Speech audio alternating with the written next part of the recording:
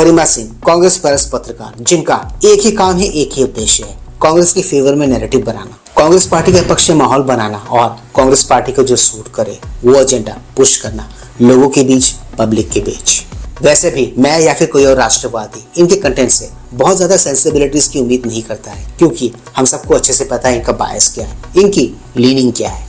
और आपको तो पता ही है, एक बायस प्राणी से निष्पक्षता की उम्मीद रखना इस लाइक संतरे से सेब के टेस्ट की अपेक्षा करना, सेब के टेस्ट की उम्मीद लगाना, जो कि टेक्निकली इम्पॉसिबल है। Please like, share, subscribe YouTube channel ताकि हम ऐसे कंटेंट्स बनाते रहें। ऑलराइट दोस्तों, let's go back to the topic then. Bharat Pak conflict, ये कॉन्फ्लिक्ट उतना ही पुराना है जितना पुराना इस मुल्क का वजूद है। जी हाँ, ये मुल्क जब से वजूद में आया है तब से इसने बस आतंक को बढ़ाने का काम ही किया है, आतंक को ही बढ़ाया है।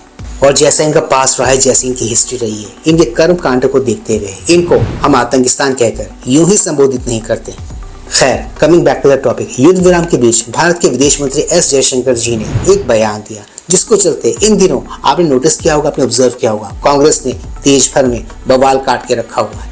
विदेश मंत्री के उस बयान पर इनका जो रिएक्शन आया है, जिस किस्म की नैरेटिव ये यहाँ पर पेडल करने की कोशिश कर रहे हैं, देश उसको देख भी रहा है, उसको समझ भी रहा है। इसी का एग्जाम्पल हाल ही में हमको देखने को मिला गरिमा सिंह के एक डिबेट शो में, जहाँ डिबेट के फ्लो में कांग्रेस प्रवक्ता इतना बह गई, उन्होंने वो सब कुछ कह डाला जो उनको कहना नहीं चाहिए था। Have a look. ये कह रहे हैं कि साठगांठ थी भारत की सेना की पाकिस्तान की सेना के साथ। जयशंकर जी के बयान को कोट कर पाकिस्तान के चैनल पर ये रागिनी, ये शब्द आपको रागिनी ये शब्द आपको वापस लेने पड़ेंगे। I am so sorry Ragini, today Bharat की सेना की पाकिस्तान की सेना के साथ साठगांठ थी। I am so sorry Ragini, I am so sorry, I can't continue with you. एक सेकंड, ना भारत की सेना की पाकिस्तान की सेना के साथ साठगांठ थी।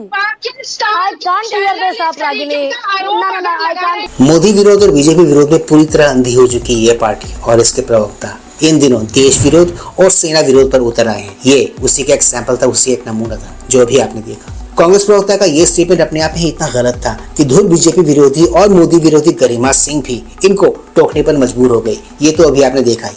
और मुझे ऐसा लगता है कि गरिमा सिंह ने कांग्रेस प्रवक्ता को यहाँ पर इस वजह से भी टोका होगा कि शायद डिबेट के फ्लो में बहकर ये कहीं कुछ ज्यादा और ना बोल जाए। एनीवेज, कांग्रेस प्रवक्ता की इन बातों को सुनकर अगर गरिमा सिंह जैसी कट्टर कांग्रेसन को भी गुस्सा आ सकता है, तो इमेजिन करो एक आम आदमी जब इनकी बातों को सुनेगा तो वो कैसे रिएक्ट करेगा, उसका रिएक्शन एग्जैक्टली क्या होगा। खैर, कांग्रेस पार्टी का यही असल चरित्र है और यही असल चेहरा है। इनसे सेंसिबिलिटीज की उम्मीद लगाना बेकार है, फिजूल है। तो दोस्तों, आज के इस ब्लॉग में सिर्फ इतना ही।